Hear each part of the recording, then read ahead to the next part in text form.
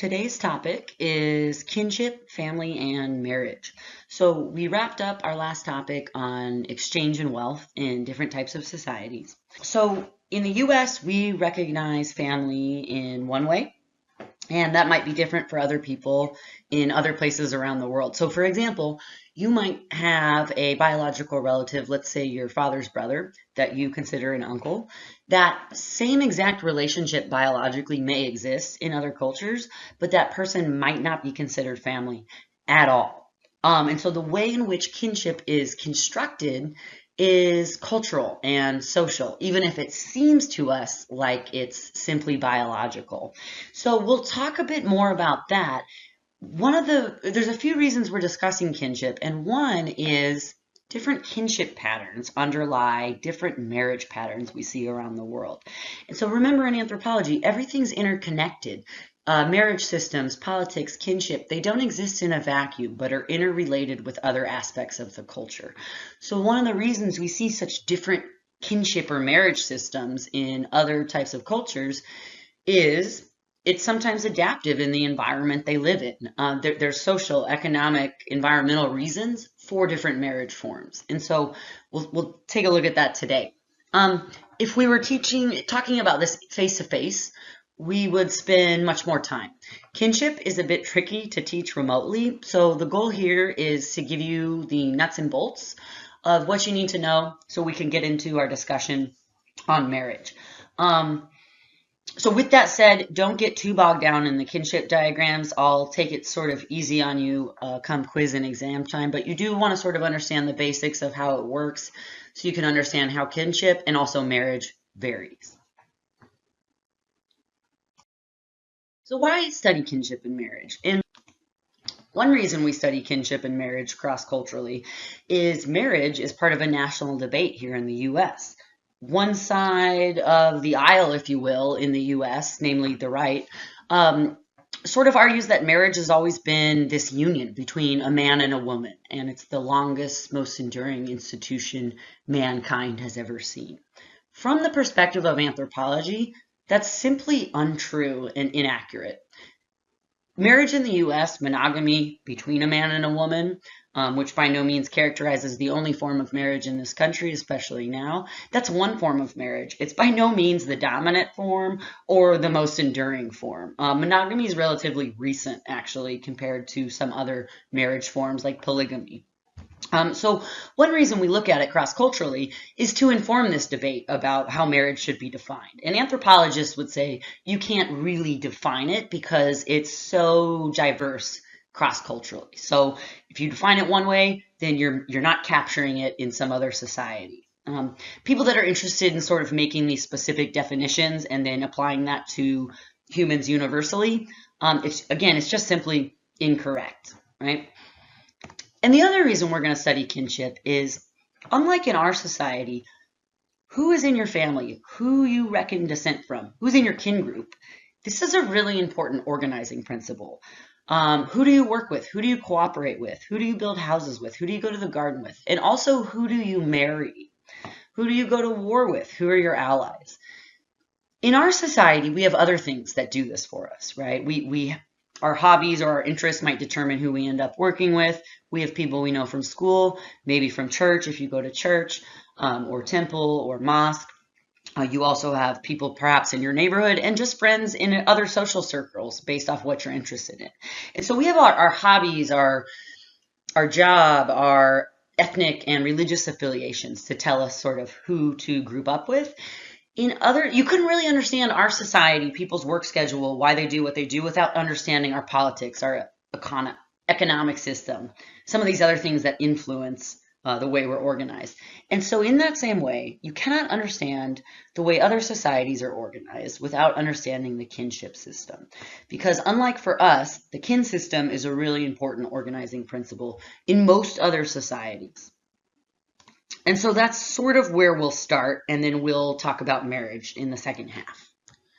So kinship and marriage are difficult to study cross-culturally because it requires we question and examine the basic structures that we grew up with.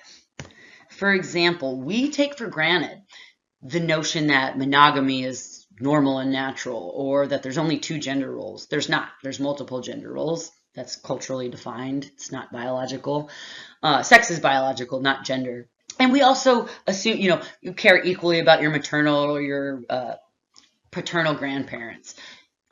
Maybe you don't like either side of your family, but it's not predetermined. You can sort of pick and choose, or you like both. In other societies, it's very different. Monogamy is not the norm. There are more than two gender roles, numerous examples of that. And some societies, the kinship system dictates you care more about one side of the family, say your dad's or your mom's, than the other side. And so what we're sort of used to seems obvious and natural, but it doesn't hold up cross-culturally for other people. Kinship and descent, that's one way by which we can categorize people. But again, all societies do this differently, the way they categorize it, who's included. I gave you an example about the confusion that can arise when anthropologists come from their own culture trying to study another culture's kinship system. So you have your own, well, let's just take English, mom, dad, sister, brother, cousin. Those are English words, and those are English kinship terms. In other societies, if you ask someone, who's your mom, that's meaningless. That's not, they don't have the word for their mom is different.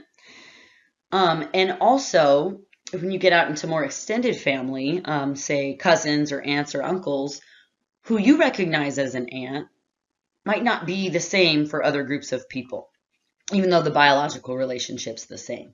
So anthropologists had to come up with abstract terms and ways to sort of diagram and label kinship. Just a quick example of how quickly things can get misconstrued. Missionaries were traveling around, and they were trying to deduce the word for mother. So they kept asking, they would know that a woman was born from another woman, and they would ask, what do you call that woman? And the people said, Amma. But they referred to multiple Ammas, not just one. The missionaries sort of deduced, well, the people are primitive and sex is loose in the society. Erroneous. But nonetheless, they probably just don't really know who their actual biological mother is, so they refer to multiple women as mother. That's not true. That's not what was happening. These people did know who their biological mother was. What was happening is Amma is a term to refer to people in the generation above. And that's why there was multiple Amma, right? It could be your mother, but your aunts or other elder women. So again, anthropologists had to come up with abstract terms and diagrams and symbols to sort of label this stuff, where not only are the words for your kin different, but also the relationships that are important might not be the same as you move from one culture to the next. So kinship is defined. Two persons are kin to each other when they're linked by socially recognized bonds of descent or marriage or both. And it's so important, it's socially constructed. You'll see more why as we keep going. So just real quick, here's our kin diagram. Let me see if I can use a pen. So female, circle, male, triangle. That's how you symbolize males and females. Equal sign means these two are married. Vertical line is descent. So these people are descended from this couple. Horizontal line, siblingship.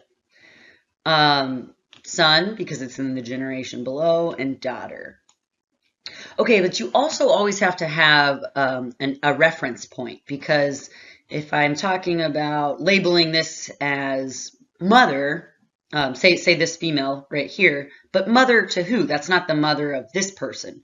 And so you always have a focal point, a starting point, which is colored in, if you will. And it's what we call ego. And ego can be anyone. It's just who you pick to be the starting point for where you start to branch out the genealogy from. Because, again, mother has to be in reference to someone. Or father. So let's make this ego. This would be ego's sister. This would be ego's father and ego's mother. If the parents, let's say, they don't get along, divorce. And also, this person, say this father, probably also has some siblings. Let's say he has a brother. This would be ego's uncle. Possibly ego's aunt. That's supposed to be a circle of female. And these people are probably married too, right? He's probably married, and she might be also married. But you might not always see this. Okay, it doesn't mean the person's not married. They don't magically, if you see like kids coming from that one person, this woman didn't magically pop two children out via a stork. She's probably married or at least having sexual relations, but this part might not actually be included in the diagram because it gets messy, it gets confusing. So we sort of conclude what we're talking about, but we don't include everything. It doesn't mean it doesn't exist. Let's do one more. Let's see. Let's go here. Here. So for us in English in the US, if this is ego, this is ego's father, who would these people be? And the answer is this would be ego's grandmother, paternal grandmother specifically, and grandfather, paternal grandfather specifically. Also, if we can figure out just brother, sister, father, mother, and husband and wife, then you can get to any other kinship relation that exists. Because again, we might have a word for uncle, but how do you ask another culture that defines their uncles differently and doesn't call them uncles, right? So how do you figure that out? But if you can say your mother's brother's sister, your mother's brother's sister's husband's brother's children, you can get to anywhere in the genealogy with those 6 terms. This is just a picture of typical sort of U.S. family. Why are the families color-coded? Is it one big family? Is it an extended family? The colors dictate and define the nuclear families within the larger extended family. And it shows we put emphasis on the nuclear family in this country. The mother, the father, and the unmarried children. That's the nuclear family. This is the basic kinship or household unit. And think about it. Usually these people live together, pool labor, chores, money, resources. That's sort of the basic kinship unit for us is the nuclear family. And so in the U.S., our descent system is what we call bilateral, and it's thoroughly ambiguous. The Kung actually have a similar system. So bilateral means we recognize kin on both sides of the family, the paternal father and the maternal mother side. It's bilateral, both sides. It's also ambiguous, meaning we might recognize relatives on both sides. We might interact and care for our relatives on the maternal side more than the paternal side because we like them more, because we simply don't know our paternal relatives. Maybe the paternal relatives live really far away and you just don't see them as often. Or maybe you choose not to see them. The point is it's ambiguous, meaning it can be done and understood in more than one way. We can sort of pick and choose on each side who we're closer with and what not. That seems, well, who cares, right? You're telling me something I already know. But as we turn to other types of societies, you'll see how drastically different people recognize kinship and descent. And so the Kung are similar to the U.S. descent system. They're also bilateral and ambiguous. The nuclear family tends to be important. You notice this in Nisa. When she gets upset with family, she can go to another relative on her father's side or her mother's side, go stay with them, hunt and gather with them for a while. And she can kind of pick and choose, right? It's ambiguous and bilateral. She can go to either side. Nanook of the North, the film about the Inuk by Robert Flaherty. We also saw the nuclear family, Nanook, actually called Alagagialak, traveling as a unit, right? So that's sort of how that's the basic unit in this type of descent system. Again, similar to us in the Kung. So here is Eskimo kinship. Your book gives 4 kinship systems. And maybe a couple others. We're only interested and you only need to understand 2 of them. The first is the Eskimo kinship system. And why is it called the Eskimo system? This is the common type of kinship system, the way that most foragers and hunter-gatherers sort of recognize their family, their kin. And the anthropologist that first studied kinship and named all these different systems, he was studying essentially North American groups. And so the Eskimos was one of the first groups where he saw this kinship organization, so he named it after them. Eskimos are hunter-gatherers, and the system that they have, which we now just call broadly the Eskimo system, it applies to us, and it applies to the Kung. And yeah, so those are the main examples you need to know. And you notice that the terms isolate out the nuclear family. It's bilateral, so people on both sides of the family could be equally related or equally important. One side's not predefined as more important. This changes in other groups. And notice the terms sort of isolate out the nuclear family, right? So you have one term. Let me see if I can get my pen again here. What? Oh shit. Okay, nope. That's okay. We'll go ahead and do it on this one. So this is the same idea. This is the Eskimo system, but the Kung kin terms are actually included. So here I'm just kind of boxing out the nuclear family. That's what I was trying to talk about on the last page. So this is ego. This is our focal point to which all other labels are labeled accordingly. So this is ego's father. These are actual Kung kin terms. So ba, and I won't ask you the Kung kin terms, but what you want to understand how it works. This is ego's mother, Tai. Ego's sister, Kui, and brother, Ko. Who would this be to ego? And if you get confused, just start from ego, right? Ego's father's brother. In the US, we would call that an uncle. And for the Kung, they also consider that something similar to an uncle. Ga would be aunt. And then on the mother side, same thing. Ga for the mother, sister, the aunt, and Tu for the father. The uncle, the sister's brother. So I was saying on the last slide before I accidentally skipped ahead, you can tell sort of who's important in the family, in the kin unit, based off the terms. And if there's just one term for that specific person, like there's only one term for sister, and that applies only to her for ego. That's not applied to anyone else. But as you move outward to cousins, for example, look at ego's mother's sister's children. Tun and Kuna, both cousins, one male, the other female. Also, so different names, but all cousins are called by those names, right? Whether Kuna or Tun. There's just one specific term for brother. You would only call that person brother. Same with mother and father, whereas uncles, no matter what side they're on, and aunts, they're just called by the same term. You don't know if it's paternal or maternal. So they're similar to our terms, but some differences. Let's look at the differences. You can see the similarities. Things that are different. Cousin terms, Kuna and Tun. What do we say? We just say cousin. We don't know what gender it is. The Kung differentiate via gender for that. But look at this. Suma, which is the children of ego's siblings, either ego's sister or ego's brother. Suma. In English, we don't have one term for that, but two, right? Nieces and nephews. But in both cases, us and the Kung, the terms isolate out the nuclear family. So you can tell that that's an important type of kinship unit. There's specific terms for each of those people. Okay, some terms for you, basic definitions.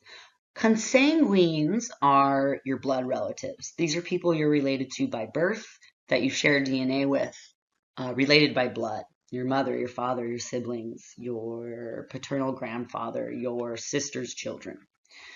Affines are people related by marriage. So your in-laws, right? That's what we call them in the US. So you're related to them in law via marriage, but not by blood. They're still part of your family, but you're not genetically related to them. So for example, my mother's brother's wife, my aunt, she would be an affine because it's my mother's brother is my uncle that shares blood. And even though she's my aunt, she's from another lineage, if you will. My sister's fiance would also be an affine. My sister and her fiance's children would be my consanguines, right? Related by blood because me and my sister share DNA. Descent. So there's two main types of descent that you need to know. The first is bilateral. We've been talking about this. It's the system we have and the Kung. Bilateral meaning kin can be recognized on both the paternal and or maternal side of the family, either or both. It's not predefined. In contrast, unilineal descent, only one side of the family is predefined as more important, either the paternal, the father's side, or the maternal, the mother's side, but not both. It's one or the other that is more important in terms of who you recognize as your kin. Two types of unilineal descent. Patrilineal, this is when kinship is recognized, descent is recognized through the male line, the father's line. We'll look at some examples here in a minute. And then matrilineal descent. Kinship relatedness is traced through the mother's line, through the females. One side or the other, not both. One is more important than the other, depending on the society. And then there's two kinship systems we'll talk about. One, the Eskimo, remember, bilateral, characterizes us and the Kung. We just looked at that. And the other is a unilineal descent system known as the Iroquois. And again, Lewis Henry Morgan, the guy that studied this stuff, he was doing work in North America. All the groups that he came into contact with were Native American groups that represented these different types of kinship. And so he named the kinship systems after the first group he founded it. So Eskimo system is bilateral, and this unilineal, patrilineal system we're going to look at is called Iroquois. That's just where the terms come from. So it comes from a specific culture, but the kinship system applies to lots of societies around the world. Eskimo system is typical among foragers. The Iroquois system is typical among patrilineal societies. So remember, bilateral, us, the Kung. Both sides can count, or neither, or one or the other, but it's up to you. It's up to the circumstances. It's not predefined. It's ambiguous. It can be done in more than one way. In contrast, unilineal descent systems, only one side of the family is predefined as more important. They're considered more immediate relatives in contrast to the other side. So in patrilineal descent systems, for social purposes of labor, of marriage, of inheriting property, for social purposes, you're the child of your father. In matrilineal descent, for social purposes, living together, child rearing, working together as a household unit, you are the child of your mother. And so descent ends up producing communities that are divided up into these kin groups. So different villages, communities are made up of multiple kin groups. And it's through the kinship system that people figure out who to marry. For example, often the incest taboos are somewhat universal. Most people don't marry their immediate relatives, with very few exceptions. And so someone immediately in your patriline or kin group, you're not going to marry, right? You're going to marry typically into another kin group. We'll get there when we get there. Who do you cooperate with, right? Who owns property? Who inherits property? This is transmitted through lines of descent, through kinship. And so it's really important to be able to trace your kinship for survival purposes, right? So you can inherit land or property or resources or pool labor with others. Again, in the U.S., for us, it's what we're interested in, or what our religious or our political affiliation, that sort of tells us, where we go, what we do, who we spend time with. In other societies, it's the kinship system that does that. You really can't understand how they're organized without understanding the kin system. This is a unilineal, patrilineal kinship system called the Iroquois kinship system. It characterizes lots of patrilineal societies. We'll look at one, the Yanomami, but for now, we'll just look at the general patrilineal kin system. Again, called the Iroquois, because all the different kinship systems are named after North American groups where they were first found. So even though it has a specific cultures term, it applies to multiple different societies that resemble this same kinship system. We have to have a focal point, right? So here's ego, our focal point, and always shaded in, right? Over here's the key, triangle male, circle female. Ego is always the focal point, colored in. And then we have English terms just so we can understand what we're saying. Whatever the language is in the culture, they would have their own term for mother, father, grandmother. They wouldn't have English terms for that. But we're going to use English terms for us so we can understand the kin relations. So in patrilineal societies, the most important kinship unit is not the nuclear family like it is for us, the parents and the unmarried children. Rather, it's the patriline. Remember, in patrilineal societies, kin group membership descent is traced through the male line. So let's go through this. Pay attention. Let's try and break it down. Here's ego, your focal point, because father in relation to who? This is ego's father, but this is not the father of, say, this person, right? So we have to have a focal point that we're referencing. So ego's father, ego's the child of his father and his mother. So years back, before ego's father was married, this female, ego's mother, she belonged to a different patriline. She belonged to the patriline of her father that she was born into, ego's maternal grandfather.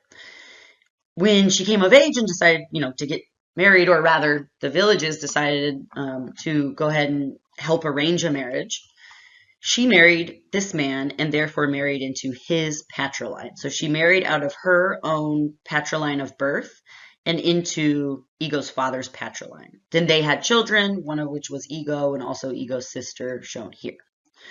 Okay, so remember, the most important relationships traced through the males. It doesn't mean females aren't relatives, but cooperation, inheritance, things like that, property inheritance, are transferred through the kin line, through the descent line. And in the case of patrilineal society, that's traced through the male. So here's ego's father.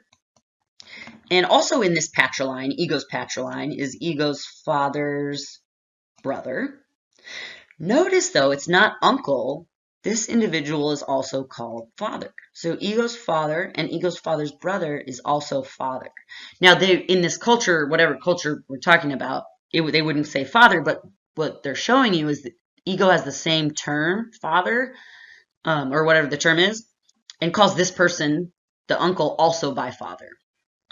It implies that this person is important, right? Okay, and so then ego's aunt, she used to belong to a different patriline, but she grew up and she married this guy, who's ego's father's brother, who he calls father, married this guy, and she now belongs to ego's patriline too, right? Through this marriage to ego's, what we would call uncle, what they would call father.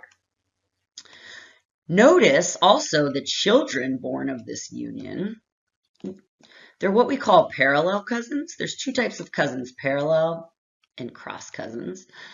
Look at the sibling, look at the terms for what ego calls these people. What do you call, so ego's father's brother, also called father. What do you call the children of your father? You call them brother and sister, right? They are your brothers and sisters. And so likewise, in this system, ego calls these people by sibling terms, sister and brother.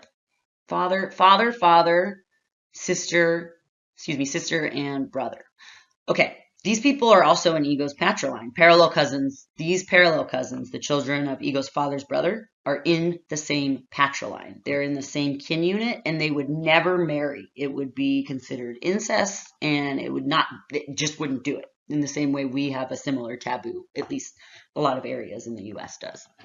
Okay, ego's father's sister, she does not belong to ego's father's patriline any longer.